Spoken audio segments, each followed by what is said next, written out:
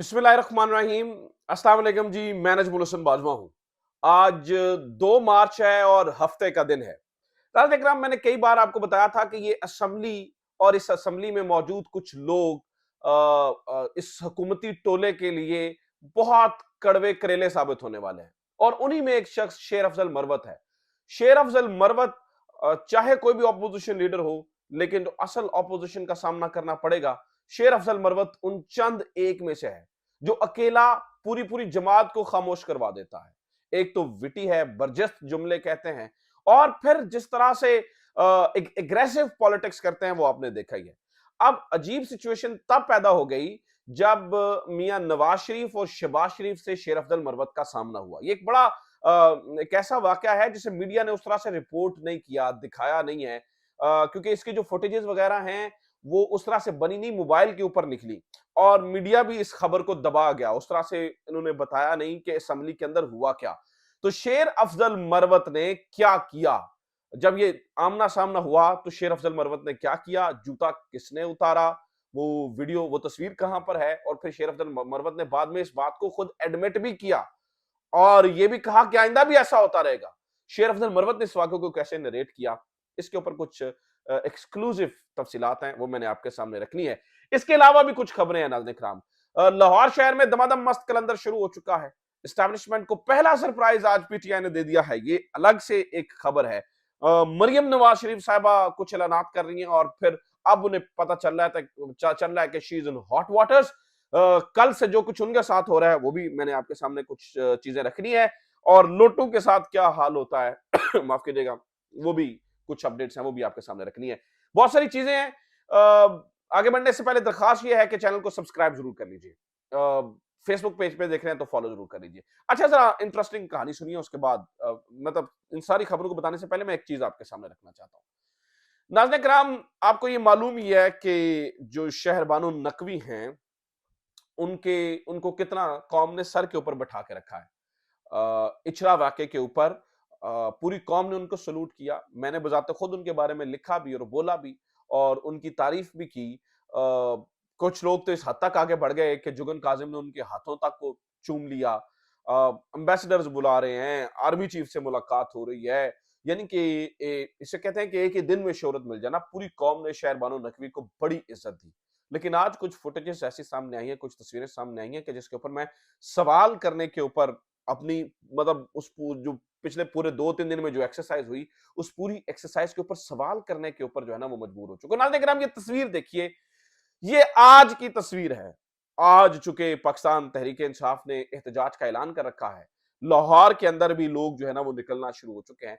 इससे पहले DIG operations की एक वीडियो सामने आई थी जिसमें वो बता रहे थे, वो इन्हें एहतजाज करने वाला नहीं कह रहे थे, बुलवाई कह रहे थे। बुलवाई, बुलवाइयों का मतलब वो होता है जो बलवा करने के लिए आते हैं, जो एहतजाज करने के लिए नहीं आते, जो तोड़-फोड़ के लिए आते हैं, जिनका मकसद नक्श-ए-अमन होता है। तो डीआईजी माफ कीजिएगा, डीआईजी ऑपरेशंस ने एक ही लम्हे में तहरीक-ए-इंसाफ के कारकुनान को बुलवाई डिक्लेयर कर दिया।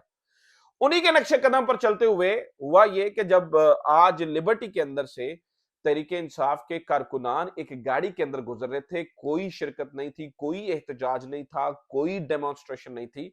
उनके गाड़ी के ऊपर एक झंडा लगा हुआ था। मैं साथ में चाहता हूँ आप जरा ये वीडियो भी देख लीजिए और साथ में ये तस्वीर भी देख लीजिए जो शहरबानो नकवी साहिबा के सामने आई। तो ये 4 लड़के थे, इनको गाड़ी से उतारा गया, इनको डंडे मारते हुए गिरफ्तार किया गया और शहरबानो नकवी साहिबा की हिदायत पे किया गया, बल्कि शहरबानो नकवी साहिबा ने बज़ाते खुद कैमरों के सामने खड़े होकर गिरफ्तार करवाया। शायद वो कौम को बताना चाहती थी कि जनाब ये है हमारा असल काम। हम, अगर आपने कुछ छवि बना ली है अलग से पंजाब पुलिस की, तो उसको आप मिटा दीजिए। हम ये हैं, असल में हमारा रूप ये है। हमें हमें जो अहकामात ऊपर से आते हैं, हम बस उनके ताबे हैं। हमने कानून नहीं देखना, हमने आईन नहीं देखना। हमें जो बताया जाता है हम, और शायद शहरबानो नकवी से जानबूझ के ये करवाया, मुझे तो लगता है करवाया। बहरहाल उनकी अपनी भी एक होता है, शायद उनकी ड्यूटी, उनको बताया गया था, उनका हुक्म उनके लिए ये था कि उन्हें ये करना है। लेकिन नाज़रीन किराम, यही वो शहरबानो नकवी हैं जिनको कौम सर पे बिठा के रखी हुई थी। और आज ये देखिए कि लाहौर में सिर्फ मतलब ये कसूर कि गाड़ी में अंदर झंडा क्यों लगा है। और आप ये देखिए कि वजीर आला को आए हुए जनाब, यानी कि मैडम चीफ मिनिस्टर को आए हुए अभी सिर्फ कुछ दिन ही गुजरे हैं। जब नई नई गवर्नमेंट्स आती है ना, तो वो क्या करती हैं, वो अपोजिशन की तरफ अमन का हाथ बैठा जो है ना वो बढ़ाती होती है। मरियम नवाज साहबा के लिए सिर्फ ये इतना नहीं है कि वो जाएं और जाकर जो है ना वो राना आफ्ताब से मिलकर कहें कि मैं जितनी है उनकी वजीर आला हूं उतनी ही है आपकी वजीर आला। इस तरह से होता है।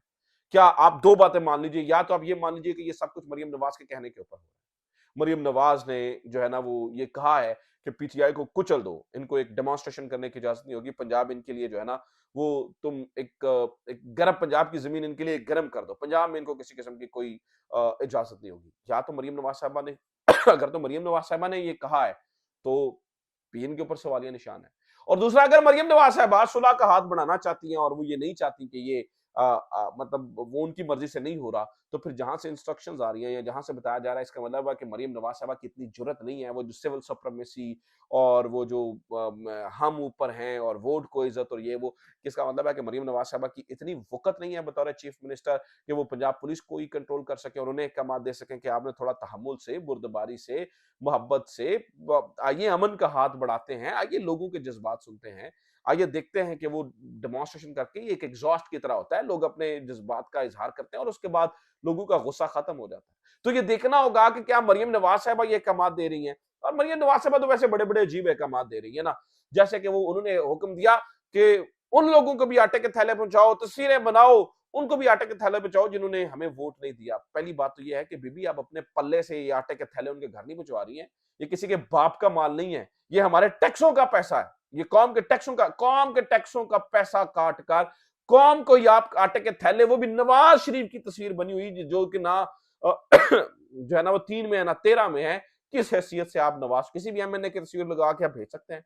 नवाज शरीफ की तस्वीर के साथ आप भेज रहे हैं कौम को और उन्हें एहसान जतला रहे हैं कि जिन्होंने हमें वोट दिया उनको भी आटे के थैले देने हैं और जिन्होंने नहीं दिया उनको भी आटे के थैले देने हैं। बीबी आप अपने घर से जाती उमरा से ला के नहीं दे रही हैं ये आटे के थैले उनको, ये कौम का पैसा है। तो मरियम नवाज साहबा तो खैर अपने पहले ही कुछ शुरुआती दिनों के अंदर ही एक्सपोज हो रही हैं और अपने इरादों को भी एक्सपोज कर रही हैं कि वो क्या करना चाहती हैं, उनका क्या मकसद है और वो इस मकसद को कैसे हासिल करना चाहती है। अच्छा जनाब, अब जरा शेर अफजल मरवत वाली कहानी सुन लीजिए, उसके बाद फिर मैं आपको एस्टैब्लिशमेंट को क्या पीटीआई ने सरप्राइज दिया है उसके ऊपर बात करते हैं। मैंने नाज़रीन किराम आपको बताया था कि शेर अफजल मरवत जो है ना वो एक कड़वा करेला साबित होगा इस पूरी पाकिस्तान मुस्लिम लीग नून के लिए। आज ऐसा ही हुआ।